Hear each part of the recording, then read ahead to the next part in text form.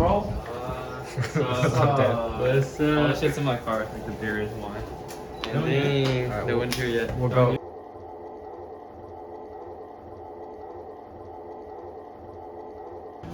Alright, Adam. No. Adam, what's up? Perfect timing. Hi, thanks for coming. What's up, big boy?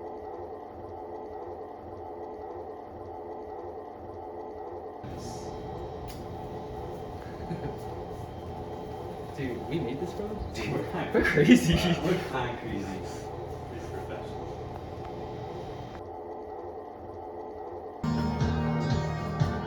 I know that in the morning now I'll see you sitting the light up on the hill. There's nothing to.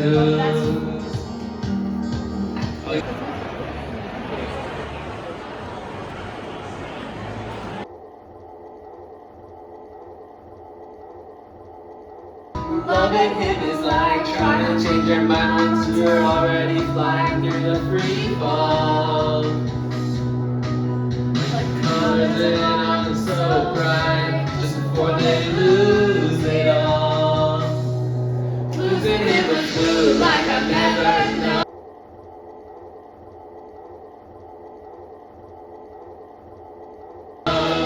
Missing it was dark gray all along. Forgetting it was like trying to know somebody you never met. So let's raise a toast, 'cause I found someone to carry me home tonight.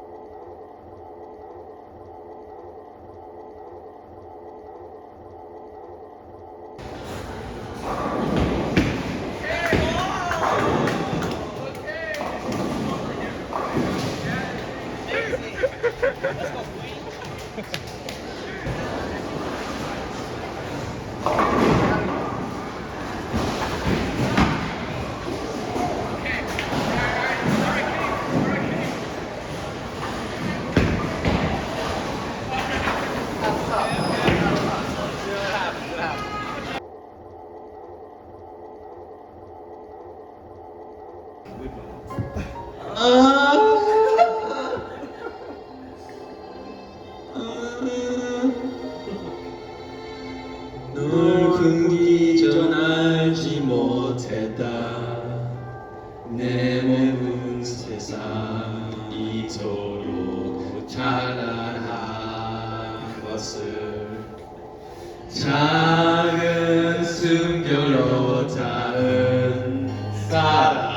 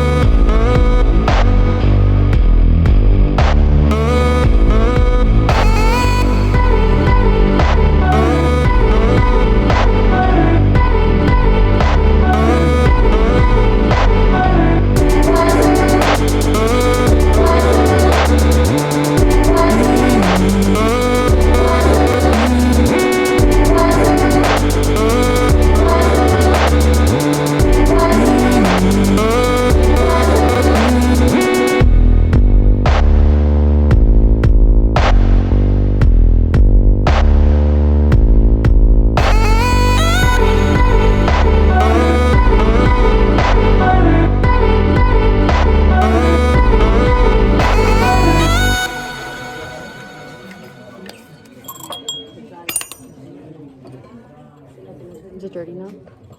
No, I caught it.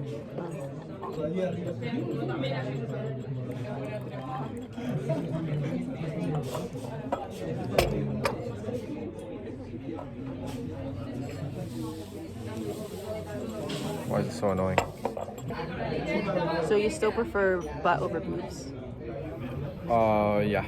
Like when you were like going through puberty, it was boobs. Like when you were growing When I was up. really young, like middle school, and then Yeah. maybe high school too. But Uh-huh. then, like as I got past the age of 18, it was more butt. So like you were conscious of that thought. Like you like consciously thought to yourself, what do I prefer? I mean, I guess like in breastfeeding, it's preferable to have bigger boobs, right? You can't really breastfeed if you don't have boobs.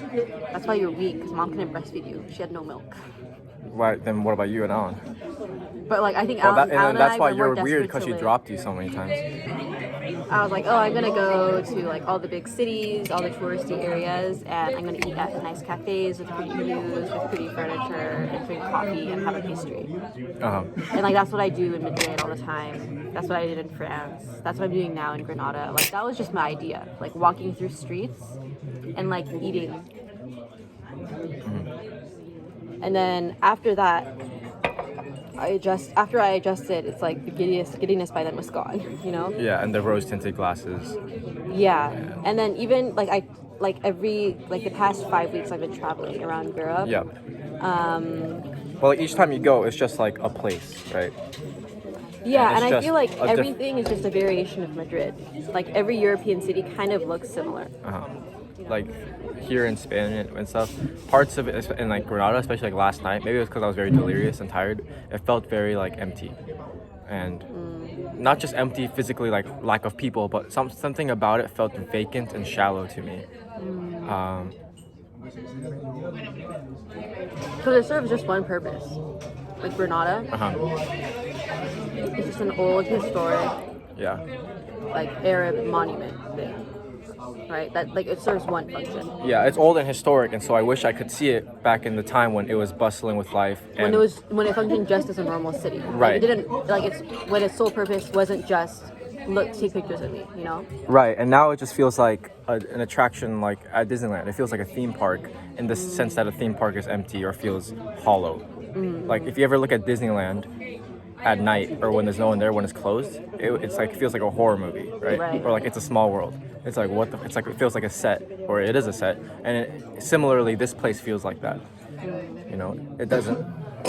I mean, that's obvious. It doesn't feel very lived in, even though there are people who live here. But it's so much about like tourism and transit and attraction than it is, and spectacle than it is about history, even though it's such a historical site. And then the tour guide did her best talking about it. Yeah. But It was so like touristy and so like one note. And in that way it felt like so small and lonely, you know? But I don't think like Madrid feels that way because it is like a multifunctional city and it's not super touristy. Right. Like compared to Barcelona or here, like Granada and Barcelona are probably the most visited places in Spain. Madrid people actually live there for generations. Right. And like have jobs there, raise families. Right. Like London. Yeah, and also Paris felt less one note too. Yes. Yeah. Yeah. So I guess it's just like the really, really big cities, like cosmopolitan cities, that don't feel super lonely. Yeah. It's the historic sites and attractions and like little pockets that feel sad to me for some Because reason. they've lost everything already. Yeah. Like everything that built its beauty, like everything its beauty is built on is gone. Yeah. You know? Yeah. Like all that's left are the buildings. Right.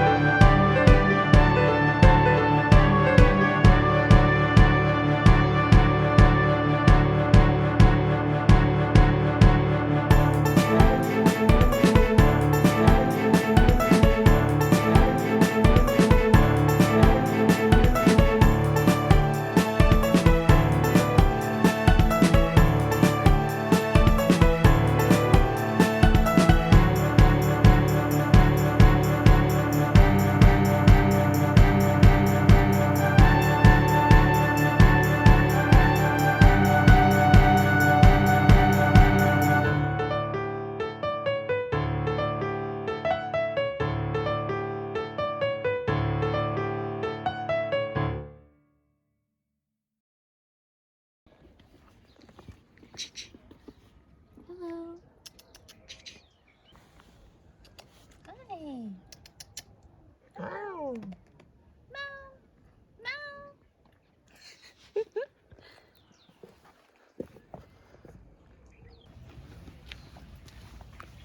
It's like a mini house.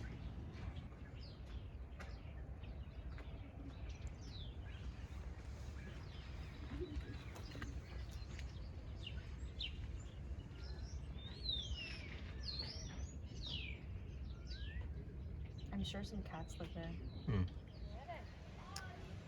I don't know, like 80. Oh, nice.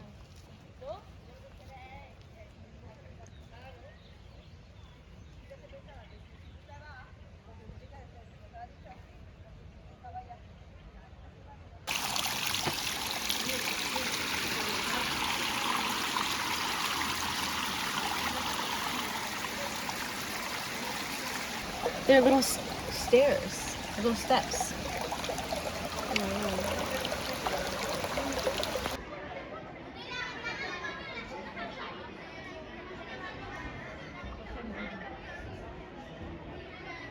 It's huge. Wow, it's chunky.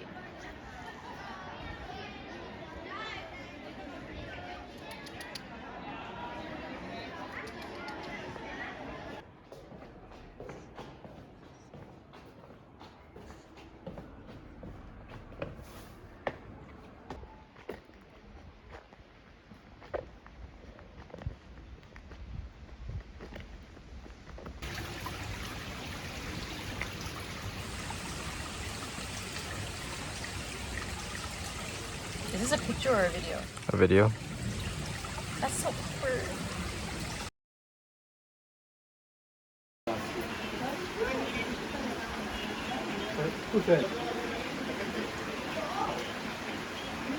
Gira toccando avanti, Vai, vai. Going to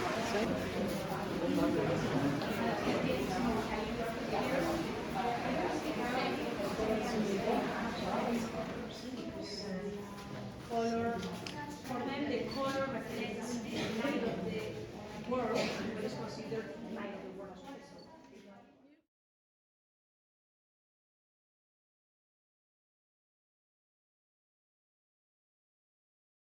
It's rare that I feel like very overwhelmed with sights, sounds, smells, and culture, because I know all of it is just so like constructed.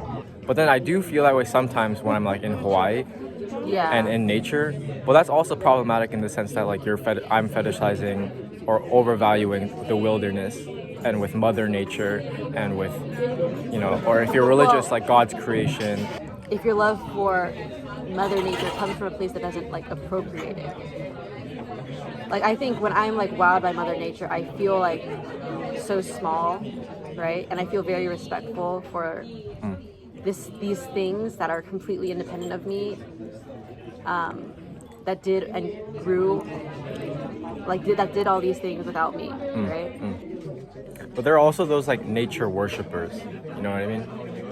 Yeah.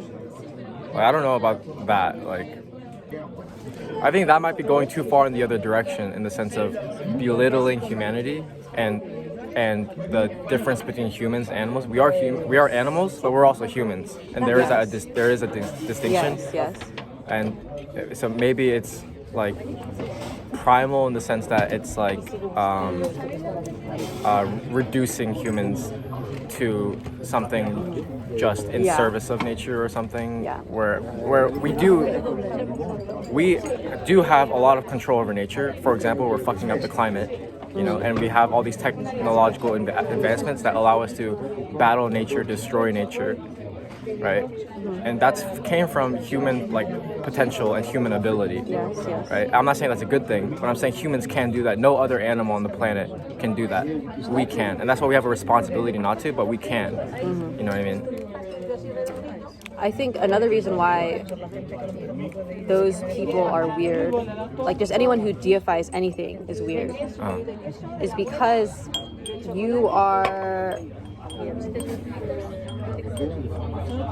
I think that's another like you are imposing yourself and your beliefs onto that thing. Like if you deify nature, you are giving it this name and personality, An essence. and an essence that it never agreed to. You know, like Yeah. you are imposing yourself onto it. So it's another form of narcissism, in my opinion. Like if you deify something, it's just another, like at least like deifying nature. I feel like it's just another fetish. Like fetishes are problematic because you are imposing your power onto it. Like you are imposing your own identity onto it when it is itself independent of you. You know what I'm saying? Right.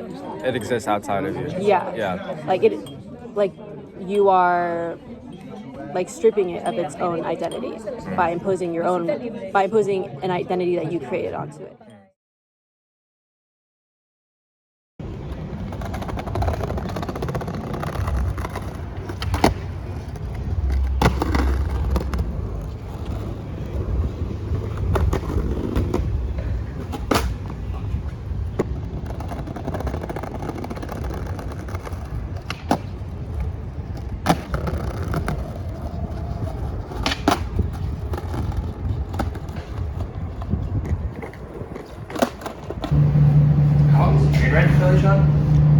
Train ride is like an hour to an hour and a half, 15 maybe.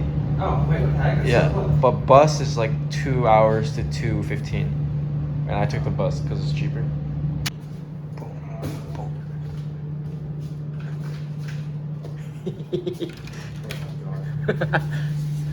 It's the duel of a century. Yeah, I got it.